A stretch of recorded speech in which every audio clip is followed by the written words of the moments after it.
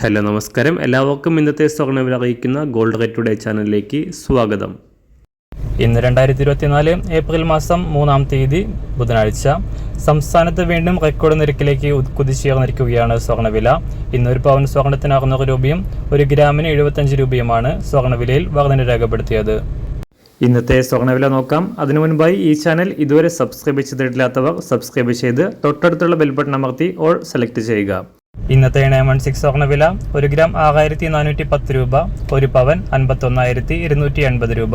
24 carrot സ്വർണ്ണവില 1 gram 6992 രൂപ, 1 പവൻ 55,941 രൂപ.